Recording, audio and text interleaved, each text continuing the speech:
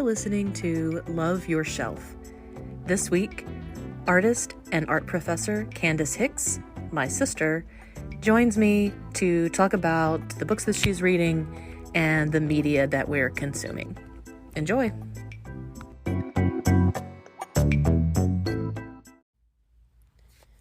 Hello. Hello. Wow, we kind of sound alike. That's going to be confusing. This is Candace. I'm Crystal, and my sister Candace is here with me. And so hopefully it doesn't sound like I'm just talking to myself. Or maybe that'll make it more interesting. We'll see.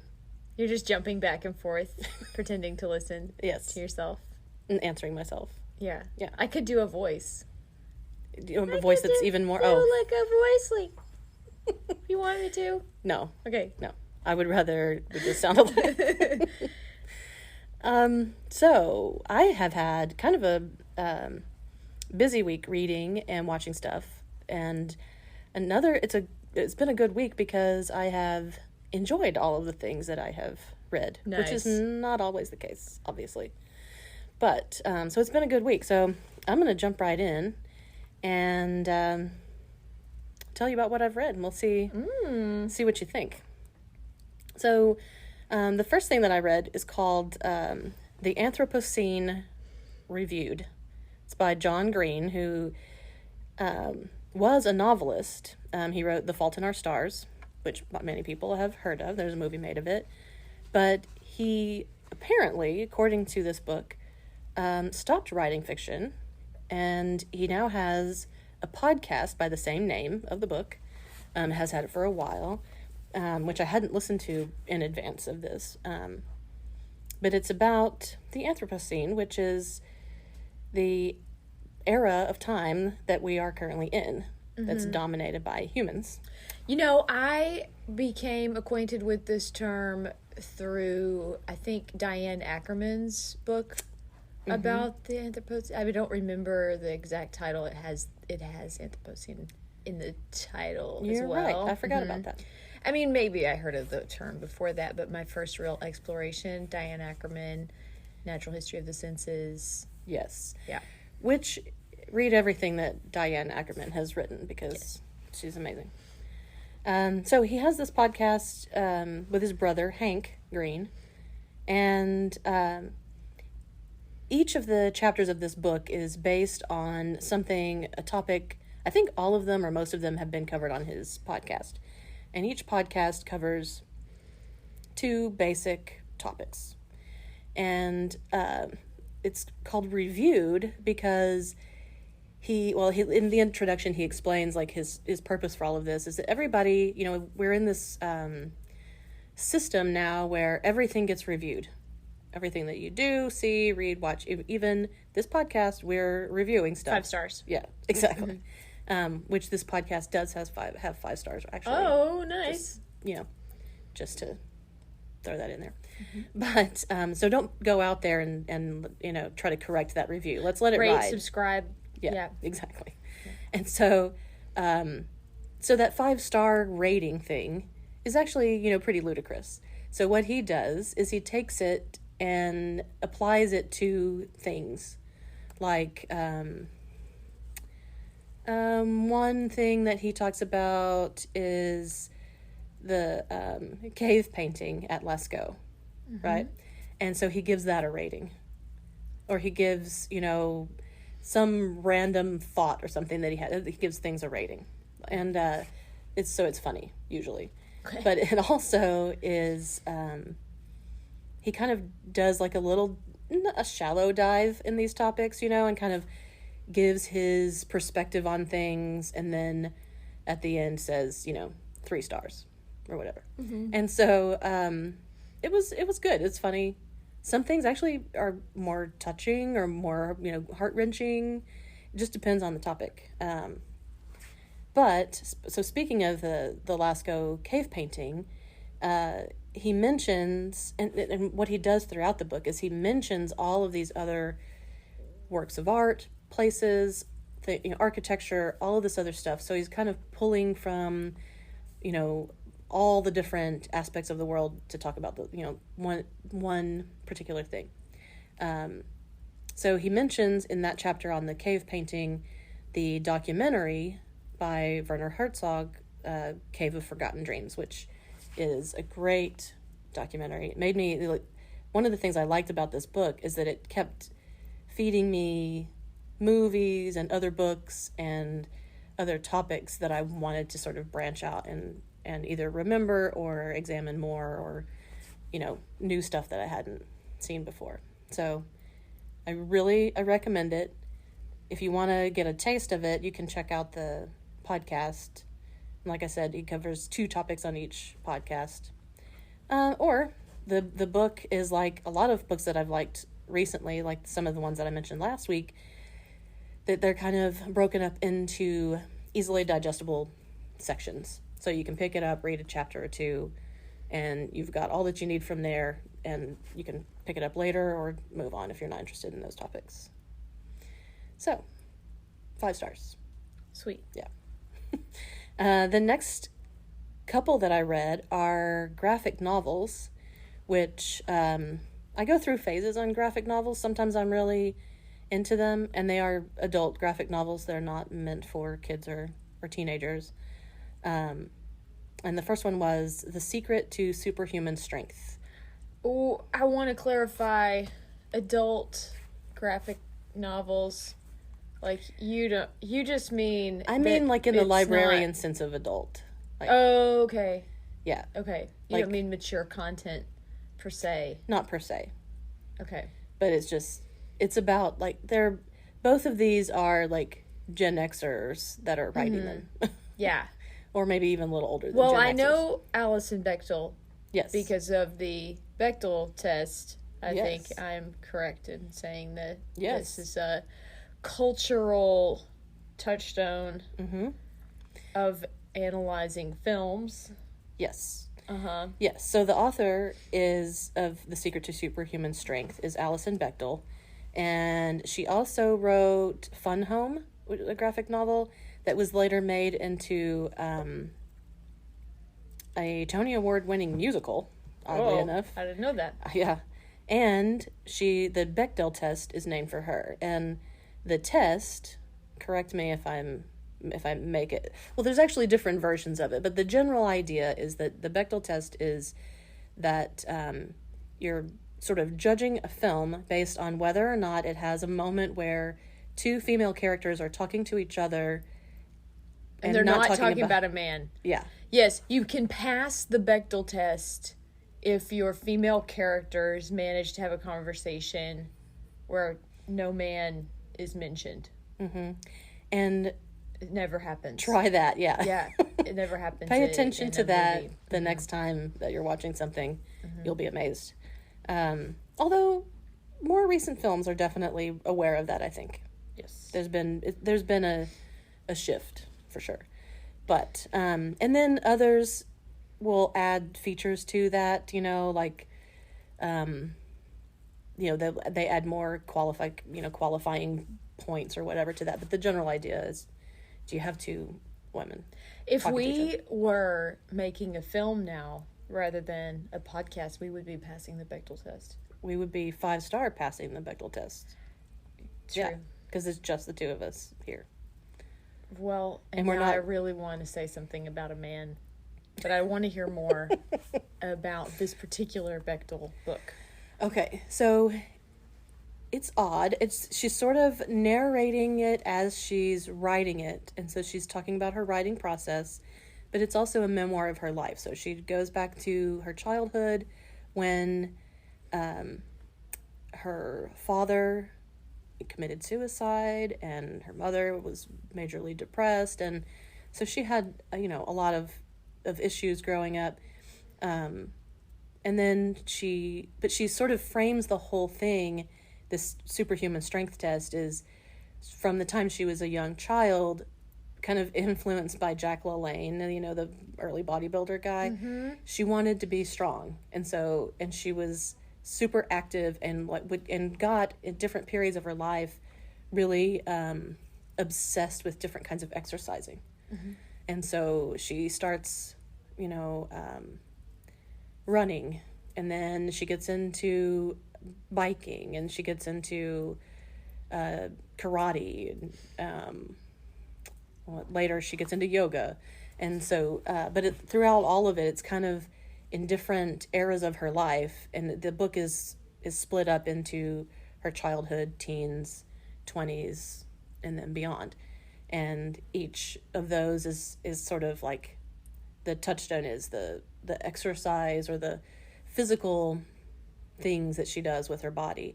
But so it brings up not only, you know, like her psychological issues, but they're all tied into that. And she talks about how the exercise always was kind of a way to try to manage it. Mm-hmm. And so, oddly enough, like, I don't think I've ever read a graphic novel about exercising. Yeah. It's so... Seems very niche. Yes, but it's not, because it is about all those other things, and it's about her relationships, and she's a lesbian. She, you know, talks about her going through her young adulthood and coming out to her family, and anyway, so there's a lot of her biography, just, you know, basic details, but it really is covered.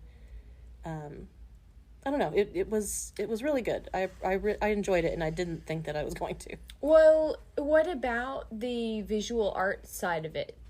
How do you, with a graphic novel, I'm always sort of interested in seeing how the visual representations incorporate with the story. Mm-hmm. What is your take on the imagery? I guess the main thing that I noticed was that the characters themselves, like their facial expressions and their physical forms, oddly enough, are pretty simple. Mm-hmm. There's not a lot of detail, but there is a lot of movement, which makes a lot of sense, because even though you've got, you know, blocks, of course, in a graphic novel, she changes them up, moves across the page in different ways, uses, you know, small versus larger areas of the design. Mm-hmm. And I think that was probably the most significant thing that I noticed, is that nobody looks that much different from each other. You know, there's not just a whole lot going on their faces and in the way that they're styled, essentially. But I really do highly recommend it. She's super smart, and I always like to read something that was written by somebody super smart. Mm-hmm. The next graphic novel that I read was called Kent State, 4 Dead in Ohio, by Durf Backdurf, which is an unfortunate name if I've ever heard one. But apparently that's what he likes to go by. His real name is John, so he goes by Durf. And he's a cartoonist, and he's most famous for My Friend Dahmer, which was later made into a movie. And I'd heard of it. I had not read it, but he was actually friends as a 12-year-old through teenager with Jeffrey Dahmer. And so the book is about that. It's about their relationship as children and teenagers, before he went on to become Jeffrey Dahmer. So he, you know, sort of that, and then another comic that he wrote called The City, which was widely published in publications all over the place, were the things that he's most famous for. But this book is about the Kent State massacre, I guess you would call it, in 1970, and he really gets down to like a micro level examination, like to the, you know, just like when you see documentaries about the JFK assassination, where it's like pulling in all of these eyewitness accounts and all of the written and recorded history about it, and breaks it down to the days leading up to it, to the what turns out to be 13 seconds when the National Guard actually fired on the students at Kent State. And again, I did not know what to think about it. I was intrigued, you know, I wanted to take a look at it, but it was very visceral. It was very touching. He even like breaks down the injuries inflicted on each individual person that was hit, you know.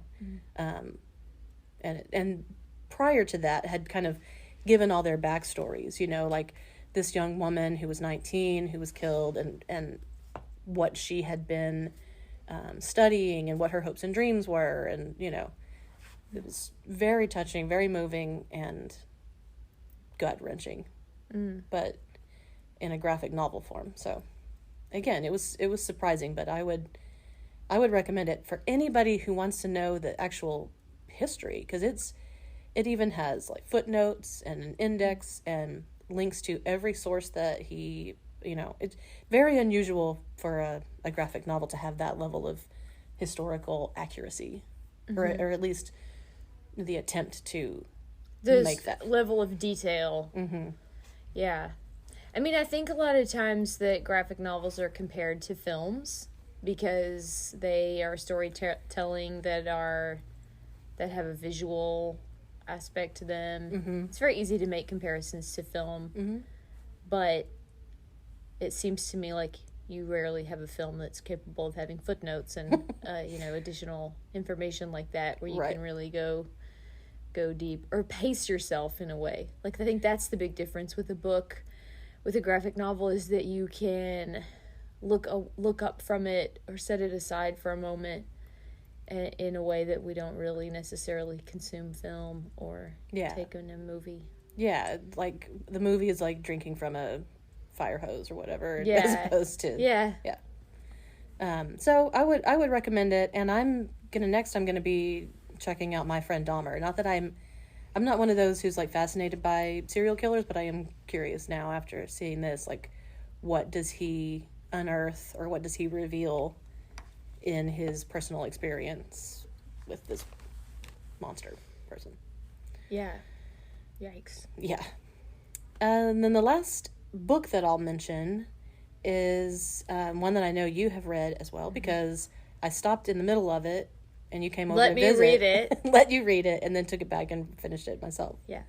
Because I knew as soon as I started, I said, first of all, I want lots of people to read it, but I knew you would really appreciate it. It's called Having and Being Had. It's by Eula Bliss. And I'd like to know how you would describe it. Well, first of all, I think that the title is one of the most apt titles of anything I've read in a long time, because it sets up the level of humor that is in there, because so having and being had, it is about, I think one of the first chapters is called consumerism, or consumption, and I just heard myself saying that word, talking about how we watch films, that we consume them, you know, like it's kind of this overused idea, but the book is definitely about capitalism, and it's really funny to me. I thought that, like, one of the opening sort of vignettes, because it's all sort of about very sort of mundane things that happen to the author, and yet she is viewing that through this lens of late capitalism. And it's funny because this early scene where she and her husband are attempting to furnish their new home, and yet, even though they have money to spend, they cannot find any real furniture to purchase. And like heirloom type furniture that would last longer than a month. Yeah, heirloom even is sort of like a big ask, but like anything that's not just cardboard knocked together. Yeah. And I have friends that are going through the same thing right now. They would really like to replace their sort of, you know, dormitory TV stand or hutch or something, and they just simply cannot find a piece of furniture, or they know that they could order something online or something, but knowing that it's going to, like, how would you even order? You're going to have it delivered, like, sight unseen, a piece of furniture. I've had that before. And if you're putting it together, yeah, you already know that it's not designed to hold together, you know, to last forever. Yeah, because you did it, you know, like that's exactly not you. I'm not making a criticism of your ability to put together IKEA, but no, it's true. Yeah, they always wobble once they're put together. Right.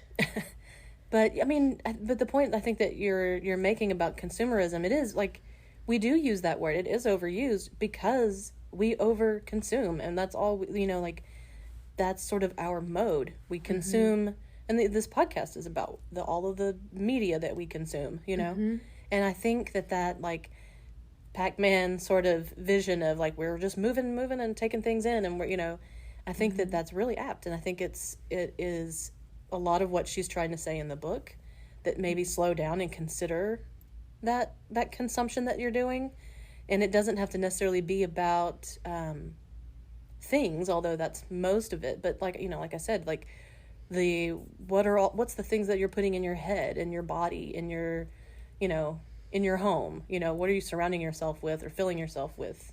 Yeah. And except that this book doesn't seem to necessarily offer solutions so much, or in some ways I think it's the author's attempt to consider if there is any alternative or any other way outside of this, and that I think that if there's any sort of conclusion, it's that no, this is inescapable. Our whole it's hard to disrupt capitalism within capitalism, like exactly. Yeah. How do you escape that? And she one of the unique things that I liked about the book is that she is describing that she just goes to the people that she knows or meets who are other people who are maybe hopefully wrestling with the same questions, and asks them, is this capitalism or whatever? What do you think it is? And so it's got that sense of humor where it is kind of poking fun at her own navel gazing, but still doing it because it needs to be done, and then at the end not giving a solution, which I think too many nonfiction books, because that's I go through, at least looking through a lot of nonfiction because that's what I order for the library, and they're all about, they give you an answer. They want you to buy their book, so they tell you that by the end of it, you're going to have something solved or resolved or whatever. And almost never do they succeed at that. Well, this book also, like you mentioned with the John Green book, this book also kind of widened my upcoming reading list, I think. I'm excited to read Claudia Rankine's book.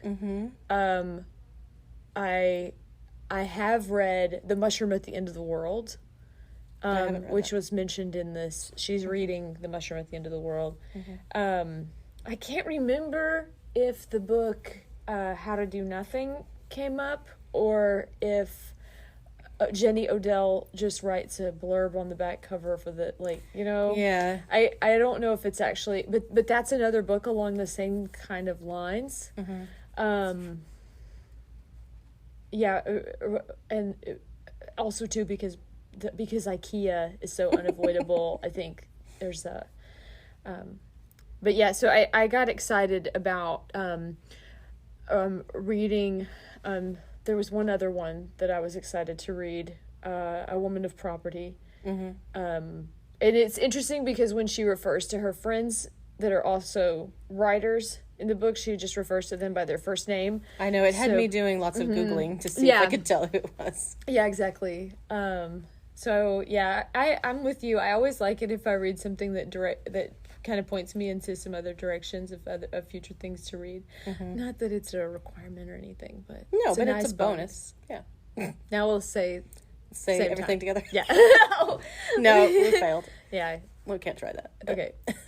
But last week or the week before, I was talking about a book called Fixation, and actually several things I've read recently which are about using less or reusing, and that's what that book was about. It was about this woman who started this repair shop type thing. So because of all of the throwaway stuff, and you would things are cheap enough, like if your blender breaks, you just go get another blender. Because first of all, you can't fix whatever it is because it's not made to last, typically, or you don't know how to fix it. And so she kind of addressed that, and then wrote a book about it. And anyway, that theme pops up a lot in my recent reading. I don't know if I'm just gravitating toward that, or part of it is there's just more of that on the market right now. people are really grappling with it.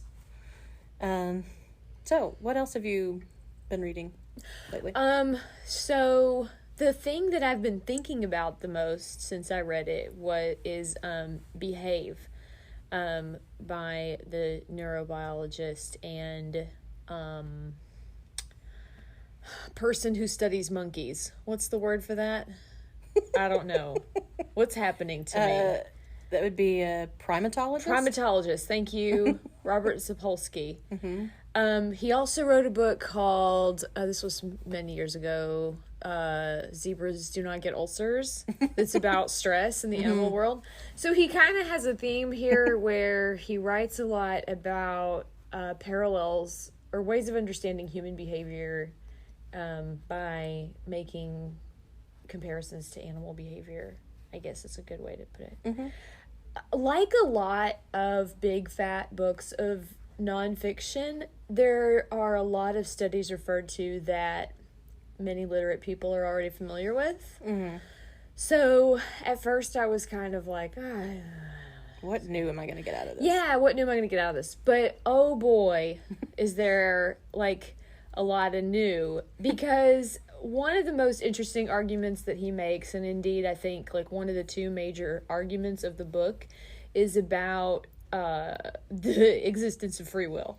So let's just go straight there. So, but what the point that he's trying to make is that many people try to pigeonhole biology into only sort of being an explanation for a certain group of phenomena. So like we're happy to say that, oh, that is a result of your hormone level, or that is a result of your genetics, or something like that.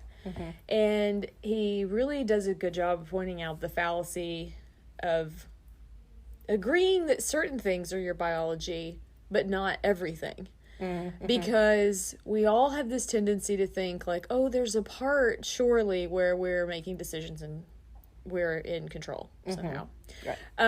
And I think it's one of the best arguments for why we need to at least reconsider where we draw those boundaries, or maybe just throw out that whole way of thinking.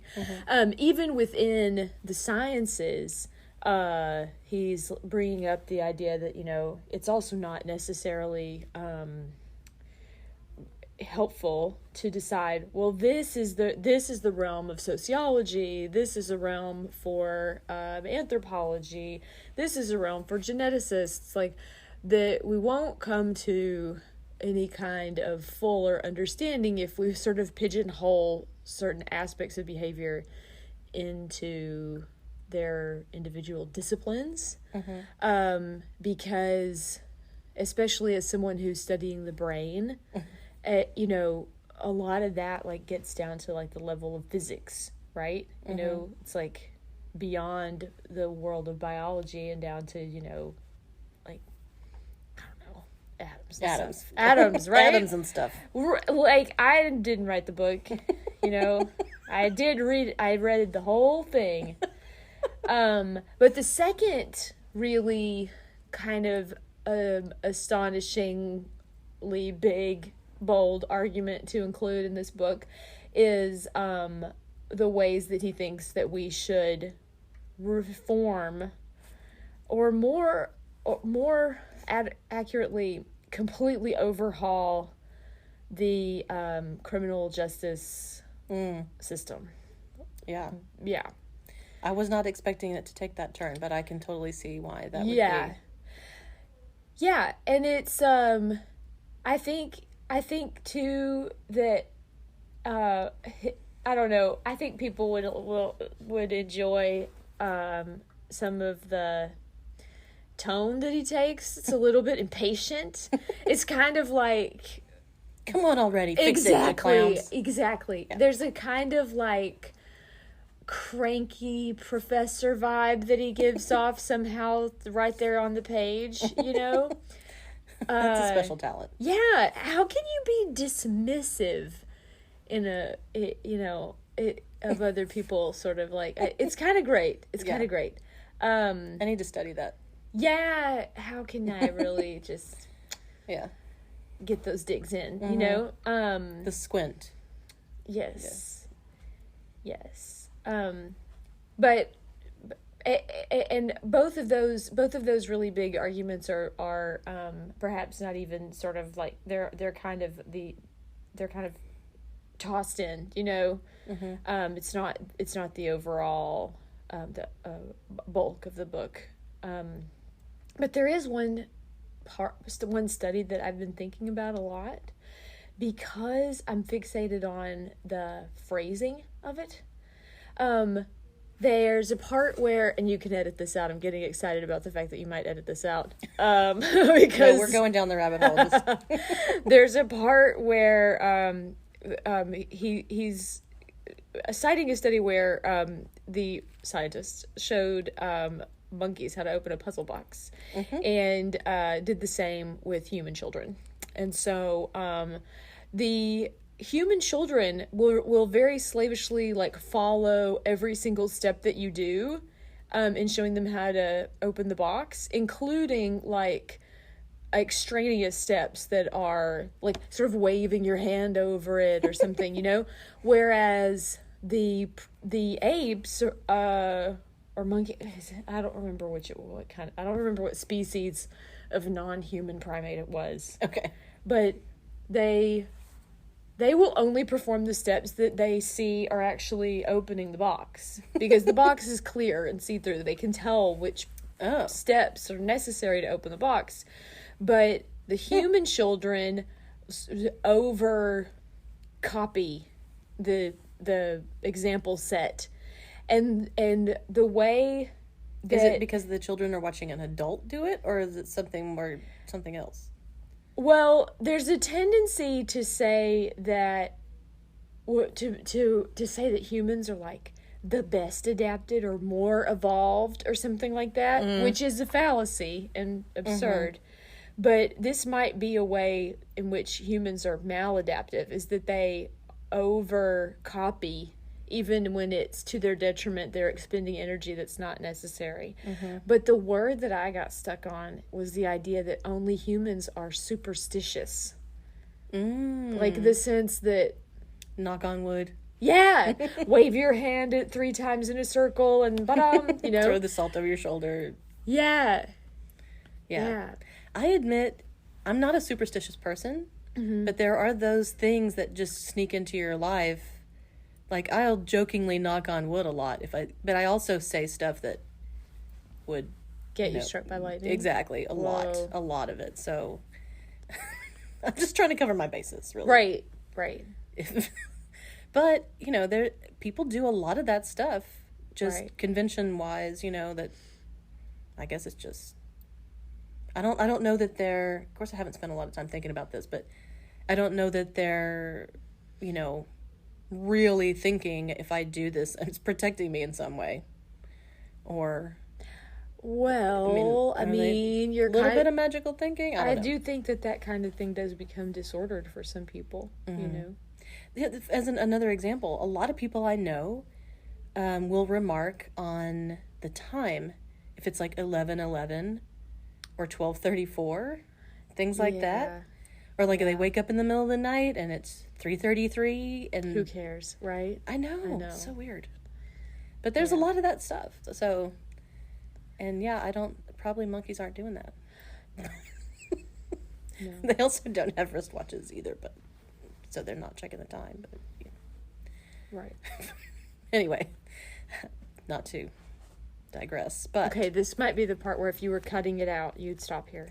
No, we're going with it. Okay. Yeah, we like to let our listeners in on our goofiness and foibles. Oh, I see. Yeah, they love it, right? Are you waiting for yes, for an I'm answer? waiting for them oh to God, answer. They're answering. Okay, so. I'm going to talk about some stuff that I've watched. Do it. Okay. First thing, and I may have mentioned it before, but you got me back into watching it, and I hadn't realized that this is what you were talking about, but it's called Grand Design.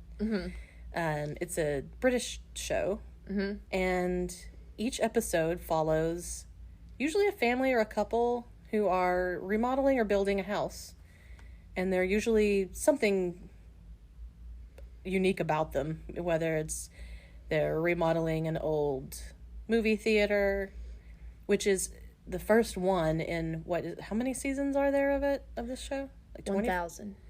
1,000 episodes. I have no idea. Oh. It's a lot.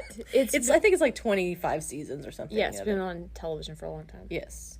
And there's some seasons of it on Netflix, but otherwise I've been watching it on Crackle. Okay. And anyway. Did you just admit to something illegal?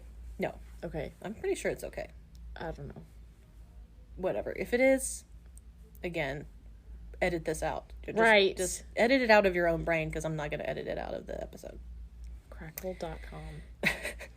But anyway, it's a good show, and it is... I'm not really into so much the, like, human element of it, where, like, the couple is fighting, or they're... they disagree about the design or whatever. I'm not into that part. I would just as soon fast forward through it and look at the houses. But they are all really unique and inspiring in different ways to, and like these glimpses into what can be done with sometimes really odd materials. Like, I think the last one I watched, they covered the roof in rubber or something. It's just strange design choices that turn out pretty much uniformly. They're all pretty cool houses. But you know how, like, usually when you're watching television, you're sitting down? Yeah. Well, there's something about watching grand design that even though I'm sitting down, it makes me want to sit down. Like, not build a house. Oh no, it doesn't make me want to go out and do this thing. No. It kind of has the effect of making it seem like anyone who can't just find an existing structure that would suit their needs must be a little bit of a maniac. Because they're all, like, low-key maniacs. Some of them are high-key. Yes. That's the mean side of it, to point that out. But you can always count on me for that part. I'm just always really happy. We've been watching it, too, like, every day, I think. And I'm like, I am just sitting here. And I'm not so trying to build a house. Yeah, I'm not even trying to clean my house or look around it, let alone, like, obsess over the height of the ceilings or, like, I also thought it was really nice to, like, combine it with reading the book about capitalism and thinking about conspicuous consumption. It's like, There is a very satisfying kind of irony there. Yeah, like, for example, in the first episode, they're basically they say that they're remodeling this old movie theater in this small town, but they're not. They leave the facade up, and then they completely knock everything else that's remaining down and take it all out.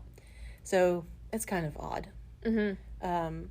Just anyway, but there's one part of it where the wife is looking at this actually really amazing, like, floor that they kind of uncover. That's, and I don't know what it's called, but it's like maybe like some kind of mica or some kind of shiny stuff that's in this concrete floor. They knock it all out, and then they end up putting back a concrete floor with shiny stuff in it. Anyway, that's just an example of, if I was interrogating these scenarios, it would drive me insane. Or I would think that they're all very stupid. But I'm not doing that. I'm divorcing myself from challenging these decisions. And I'm just looking at the houses. yes. So, yeah.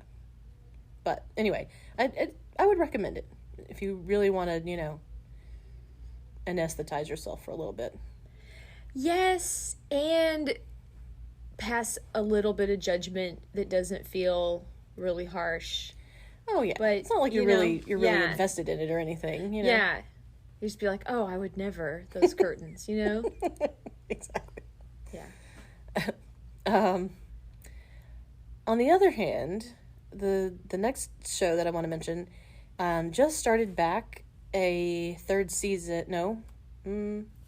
season, and it's called In Treatment. It's on HBO, and the first 3 seasons were in 2008 to 2010. So it's odd that they're coming back with a fourth season of it. And the original series had Gabriel Byrne as a psychotherapist, and it's about a half an hour show, and every half hour is a session with a different patient. Well, they start to you see episodes with the same patient multiple times, but that's really all there is.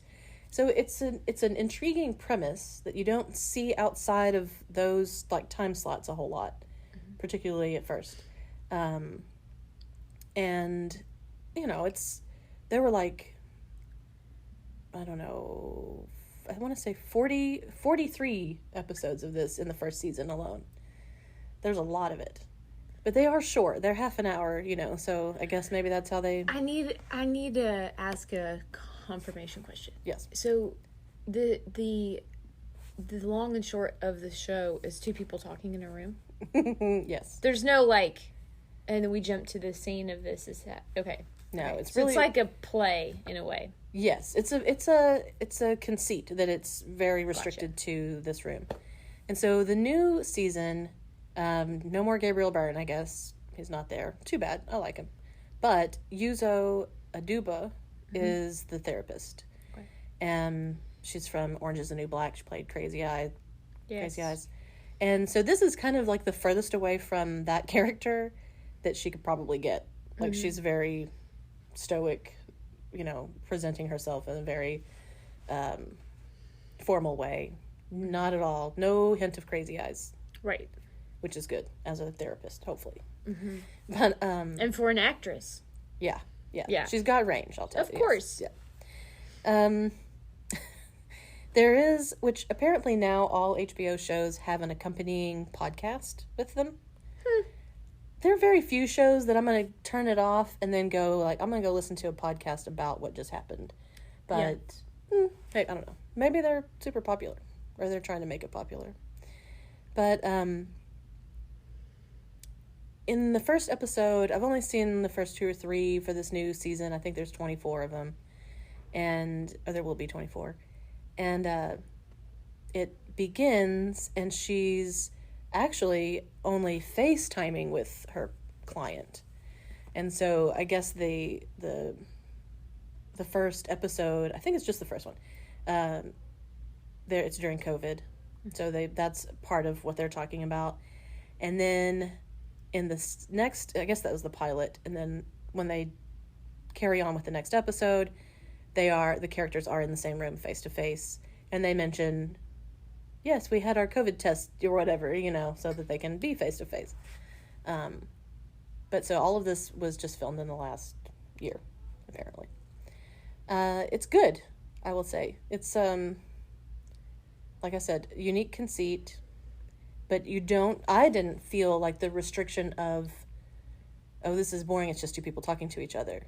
Because it's very, it's emotional, and it's a different person each time. And so you're kind of left with, after the first episode, it's a home health worker who's the patient. And you're invested. You want to know what's going to happen with this guy. And then the next time it's a different person.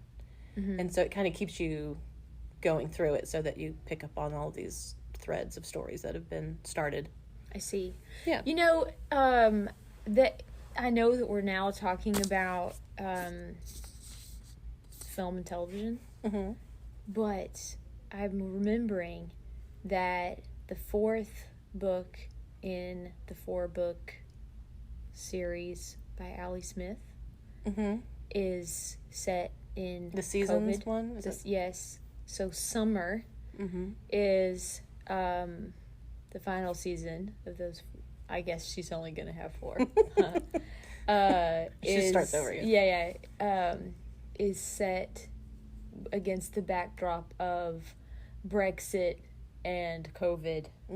And I had a lot of feelings about that, reading it, because mainly it wasn't the first book I read that week that was set in COVID. And I started, panic is not the right word for it, but anticipating, oh wow, there's a potential that so many things are going to be said in COVID now, in the sense that they're timely. I am making a book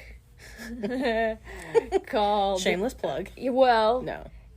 because I've been telling you that I was trying to come up with a title for this book, and I think that this is hokey. We can cut this too. No. It's I think I'm calling it The Case of the Isolated Seamstress.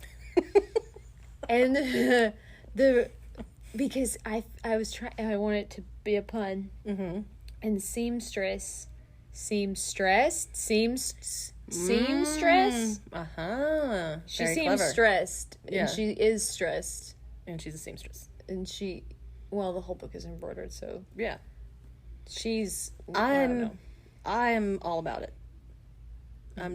I would pick that up. I want to know what she's stressed about. Well, cool. Yeah.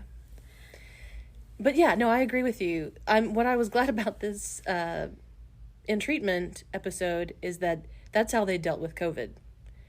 Hey, we got our COVID test so we can be in the same room. And then that was it. They were like, we're going to address it, but it's not going to be, at least so far, it's not about that. So, fingers crossed. Because, yeah, things are getting better on that front, but we don't want everything to be about that. Or I don't want everything to be about that. Maybe, but it is funny how everything is going to have this strange delay. It's like the idea that it's like timely, but it's not, because it's a year later almost in some of these cases, or months later, and things are changing. Not to say that everything is now over or anything at all to say that, but I feel like maybe we have lived through a lot of rapid change, and so month to month things seem very different. Precisely. Right. Yeah. Like, it was kind of, it felt kind of silly that they were making a thing about, oh, we can be in the same room because, we both got just tested, and, Yeah. because we're a little bit past that point now. Right. Mostly. Knock on wood. Yes, we'll be dating things like by the month. Yeah. Sometimes by the week. Yes. Yes. But anyway, I would say check it out. It's written by Zach Whedon, the brother of Joss Whedon, who, everybody knows Firefly, Serenity, and a million things. And Zach also co-created Dr. Horrible's sing-along blog, which I highly recommend. It's hilarious. Cult favorite, yeah. And I didn't even realize how short it is. It's only like less than an hour total, but it was released as these little clips, basically, like little 5 or 10 minute episodes. But you can see it all together. It's great. Yeah. The next show is I'm not, and I think you probably feel the same way about it, is I'm not 100% a fan, but there's things about it I enjoy, and that is Master of None, by Aziz Ansari. And there were 2 seasons of it several years ago, and of course he got canceled for a little while.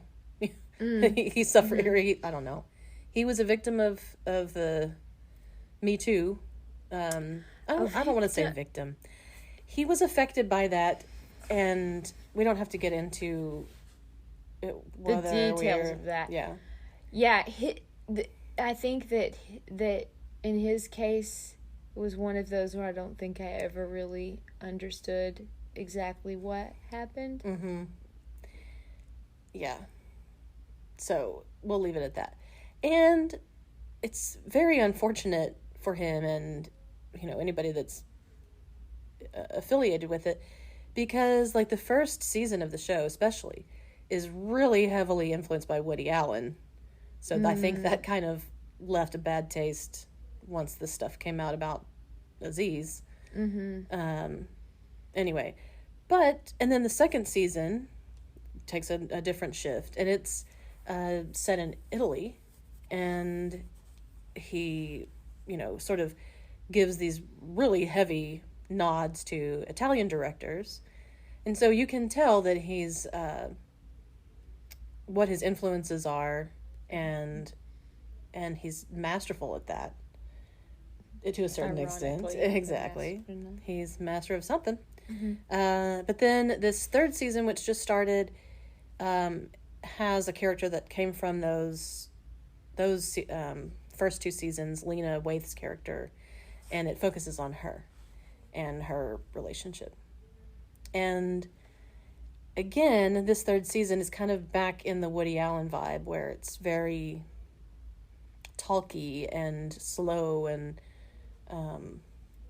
you know, a lot of the things that you recognize as being Woody Allen type things. So there am a little bit of reserve about that, but I will continue to watch it. One of the things I like as a film nerd is to watch things made by other film nerds, because there's all these hidden references, or not hidden, but references or allusions and things that like the casual viewer might not notice, and I'll say, oh, that's just like The Bicycle Thief, you know, or Right. Things like that. So it is nerdy. It is for you. Yes. In a way. You know, I really liked his book about dating.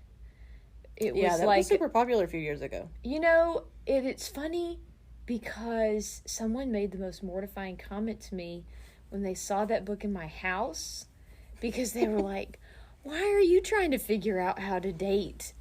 Because I'm married. Yes. And so I was like, I don't think it's an instruction manual for how to date. Is that what people think it is? Like, I mean, I had read it at that point, and I was just sort of fascinated by it, mainly because I had not participated in the last 10 years of dating culture. You know what I mean? So I was sort of like, whoa, this is really wild. How people are meeting, you know? Yeah. It's like, you know, anthropology. It was really interesting. And because he's a millennial age guy. And so if you're afraid to read the book because you're afraid that people are going to think that you're trying to learn about how to date 20-somethings, it's not about that. Yeah. It's about how mostly millennials are meeting. Mm-hmm. I don't even know what it's called. I don't remember what it's called. I can't think of what it's called off the top of my head. Something, but the only book Aziz Ansari wrote. Aziz Ansari's book. Yeah. It's the only one for sure. Yeah. Well, we're just chatting it up here. We're gonna move along a little bit. I only have a couple other things I want to mention. Okay. The first is something I haven't watched, but I really want to. It's called Her Name is Chef. And it's a documentary about 6 female chefs, and including Elizabeth Faulkner and Fatima Ali, who recently passed away. And I tried to watch it, or I went to watch it, but you have to rent it, and I wasn't in the mood to do that at that point, you know? I was like, I'll save it for a weekend. But it's out there, and I want to see it. And then the last thing that I'll mention is just I don't know, every once in a while I like to pass along weirdo things that I come across. And so there's this TikTok account called Ham City NR2. And it's like it's shot kind of first person, where the person who's shooting the videos is behind the camera and they're like moving around. And so he says, and I think he's in Stockholm. He says that he's moved to this new apartment, and there's like a street sign outside his window. And so this is all in the first video on this person's account, or the first video in this series, I guess. He's moved into this apartment. There's a street sign outside his window, and he's looking at it because he's taken video to send to his family. And he sees there's like the crumpled up like piece of paper taped on the back of this sign. So he goes out his window, like has to reach out his window to get this thing off the sign. And it's this little small like square of paper with like the strips cut on the end, you know, like if you're going to put your number or whatever. And so there's a number on it, and there's these strange symbols in a silver pin on the note itself. And so he kind of says, what does this mean? You know, what could this be? And so he starts putting he starts trying to search the number. It's not a phone number. It turns out it's coordinates. And so, yeah, exactly. So he looks up the coordinates and he goes to the place. And so again, this is like the next video. and he's walking through this like wooded area, and there's a house, and he doesn't really see anything of note except that he looks near this house and he sees a VHS tape. So he goes and he takes it, and it's also got silver writing on it. Yeah. So he takes it back to his apartment. He has to find a VCR to play the thing because he doesn't have one.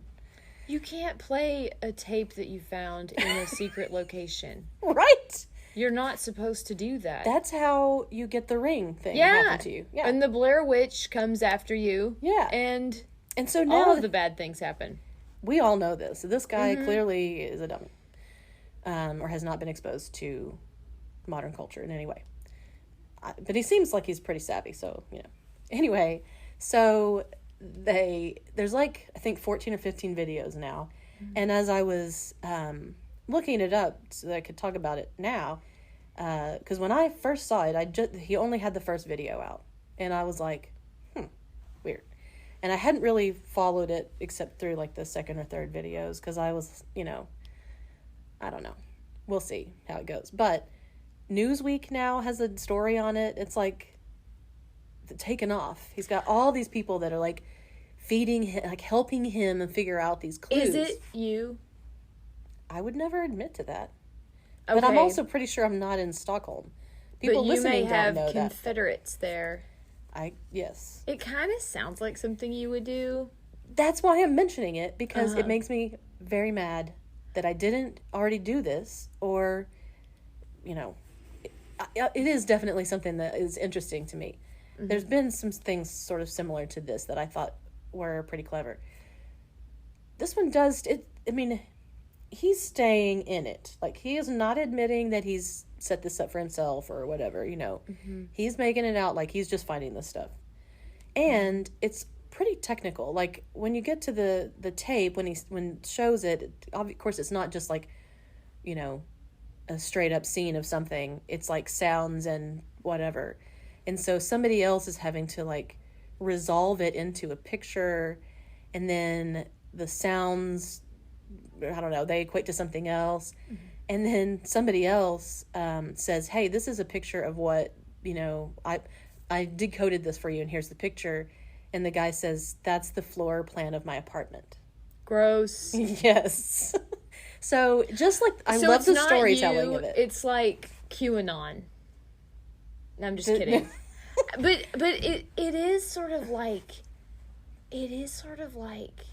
after I got back from Meow Wolf, I remember telling you about how, apparently we didn't even do Meow Wolf because there's like all of these puzzles within it. There's a thing you're supposed to try to solve. Yes, like you can go really deep in it, and you can like get it to perform for you in certain ways, whatever. And yet, I feel like this is very part of it's a part of the culture now. Like, there's a lot of little hints at this kind of thing.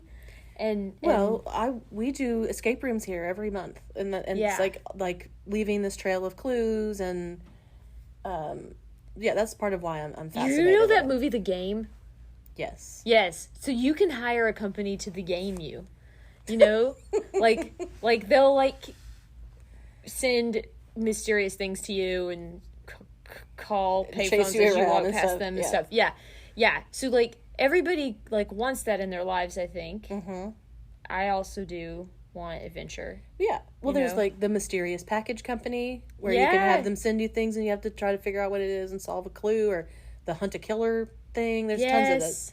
But this thing of like taking these clues out into the world is something that you and I have been talking about for years. Like, we would love to do something like that. Oh, and right. Like, that we want to do that to the citizens of Nacogdoches. Yes. Well, we're already doing it. Just keep looking. Just kidding. Exactly. I mean, nobody's accomplished it yet. Yeah, exactly. They have, as far as we know, they haven't. They're keeping it pretty quiet if they've uncovered our secret hidden puzzles all around town. But anyway, I think it's fascinating, and I had to give the guy props. Obviously, I think that he's doing this to himself for clout and for, but it's successful. And it's good. Like, I mean, it's successful in getting him lots of people following him. I don't know that a lot of those kinds of stories or those kinds of things where you're like pretending or whatever, when you're faking, people are going to out him and then cancel him for doing it. You know, they want it to be real. I don't need it to be real. I'll appreciate it as its art form in itself. But there's going to be, you know, I can already foretell that there will be a backlash against it.